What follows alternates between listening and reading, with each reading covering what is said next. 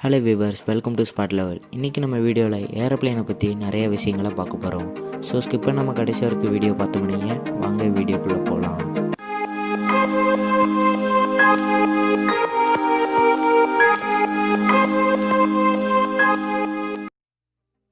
ஆயிரத்தி 1903 ரைட் சகோதரர்கள் கண்டுபிடித்த விமானமானது 120 அடி தூரம் பயணித்தது. ஆனால் தற்போது வணிக ரீதியில் பயன்படுத்தப்படும் போயிங் 777 உள்ளிட்ட விமானங்கள் ஒரு முறை முழுமையாக எரிபொருள் நிரப்பினால் அதிகபட்சமாக 15,744 கிலோமீட்டர் தூரம் வரை பயணிக்கும் திறன் படைத்ததாக இருக்கு. சர்வதேச அளவில் ஆங்கிலம்தான் விமான போக்குவரத்து துறையில் பொதுவான மொழியாக பேசப்படுது. பைலட்டுகள் விமானங்களை கட்டுப்படுத்தும் பணியாளர்களுக்கு ஆங்கில புலமை என்பது அடிப்படை தகுதியில் ஒன்று. ஸோ அதனால தான் ஆங்கிலம் விமான போக்குவரத்து துறையில் அதிகமாக பேசப்படுது.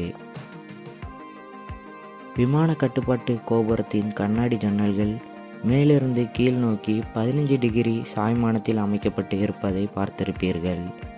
சூரிய வெளிச்சம் விளக்கும் வெளிச்சத்திலிருந்து வரும் பிரதிபலிப்புகளை குறைப்பதற்காக இந்த முறையில் ஜன்னல்கள் அமைக்கப்பட்டிருக்கிறது.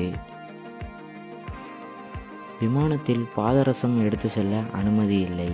விமானத்தின் பல பகுதிகள் அலுமினியத்தில் தயாரிக்கப்பட்டிருப்பதால் பாதரசத்தால் அதிக பாதிப்படையும் அபாயம் இருப்பதால் பாதரசம் தடை செய்யப்பட்டு இருக்கிறது.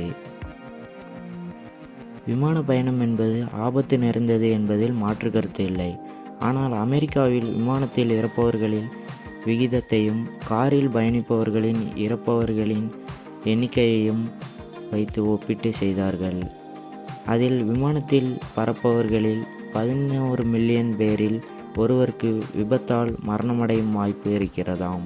ஆனால் காரில் பயணிப்பவர்களுக்கு 5,000 பேரில் ஒருவர் விபத்தில் சிக்கி உயிரிழக்கும் ஆபத்து இருப்பதாக தெரிவிக்கப்பட்டு வருகிறது. இங்கிலாந்து, நார்வே மற்றும் ஸ்வீடன் நாடுகளை சேர்ந்த பைலட்டுகளிடம் ஒரு ஆய்வு நடத்தப்பட்டது. அதில் ஆய்வில் கருத்து கூறிய பைலட்டுகளில் பெரும்பாலானோர் விமானம் பறக்கும்போது பைலட்டுகள் தூங்கிவிடுவதாக தெரிவித்துள்ளனர். அத்துடன் கண் விழித்து பார்க்கும்போது உடன் இருக்கும் துணை விமானியும் தூக்கத்தில் இருப்பதாகவும் அவர்கள் தெரிவித்துள்ளனர். இதுவரை உலகம் முழுவதும் நடந்த விமான விபத்துகளில் 80% அளவுக்கு விமானம் வானில் மேல் எழுந்த 3 நிமிடங்களுக்கு உள்ளாகவும் தரை இறங்குவதற்கு 8 நிமிடங்கள் முன்பாகவும் நடந்துள்ளதாக புள்ளி விவரங்கள் தெரிவிக்கிறது. அதாவது விமானம் டேக் ஆஃப் செய்யும்போது தரை இறங்கும் போதும் தான் பெரும்பாலான விபத்துகள் நடந்திருப்பது தெரிய வந்தது. விமானத்தில் பயணிக்கும் 5 பேரில் ஒருவர் பறக்கும்போது அதிக பயத்துடன் இருக்கின்றனர். இதற்கு எயிவோ போயிபோ என்று கூறப்படுகிறது.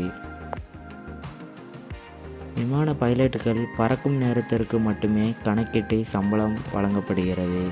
விமானம் தாமதமாக வரும்போது காத்திருப்பது மற்றும் விமானம் தாமதமாக புறப்படுவது மற்றும் விமானம் புறப்படுவதற்கு முன்னர் இறங்கும் பணிகள் கணக்கில் கொள்வதில்லையாம்.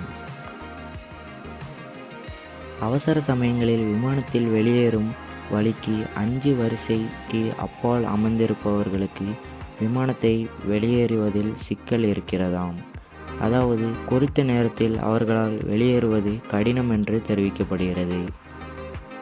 அதே நேரத்தில் 90 வினாடிகளுக்குள் விமானத்தில் உள்ள அனைவரையும் வெளியேற்றும் வசதியுடன் கதவுகள் அமைக்கப்பட வேண்டும் என்பது சர்வதேச விமான போக்குவரத்து ஆணையத்தின் விதியாக இருக்கிறது. விமான விபத்துகளில் உயிரிழப்பவர்களை விட விமானங்கள் வெளியிடும் நச்சு புகையால் அதிகமானோர் உயிரிழப்பதாக புள்ளி விவரங்கள் தெரிவிக்கிறது. ஆண்டுதோறும் 10,000 பேர் விமானங்களிலிருந்து வெளியேறும் நச்சு புகையால் உயிரிழப்பதாக தெரிவிக்கப்படுகிறது. கார், 2 வீலர் வாங்கும் பலர் எதிர்பார்க்கும் முக்கிய விஷயம் எவ்வளவு மைலேஜ் கொடுக்கும் என்பதுதான். அவ்வாறு விமானத்திற்கு கணக்கிடும்போது போயிங் 747 விமானமானது ஒரு கேலனுக்கு 0.2 மைல் மட்டுமே மைலேஜ் தரும். அதே நேரத்தில் அதிகபட்சமாக 550 பயணிகள் வரை இந்த விமானத்தில் பயணிக்க முடியும் என்பதையும் பார்க்க வேண்டும். ஓகே வியூவர்ஸ், இன்றைக்குள்ள வீடியோ முடிஞ்சிட்டு நீங்கள் சொல்லுங்கள், இந்த வீடியோ உங்களை மிகவும் கவர்ந்துச்சுன்னா வீடியோவை லைக் பண்ணுங்கள். இந்த வீடியோ பற்றி உங்கள் நண்பர்களுக்கு மற்றும் உங்கள் உறவினர்களுக்கு தெரிய வீடியோவை ஷேர் பண்ணுங்கள். இந்த வீடியோ பற்றி நீங்கள் சொல்ல வர கருத்தை தாராளமாக கீழே கமெண்ட் பாக்ஸில் கமெண்ட் பண்ணுங்கள்.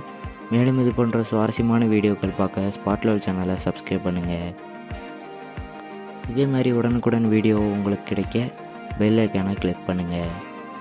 Okay bye, thank you.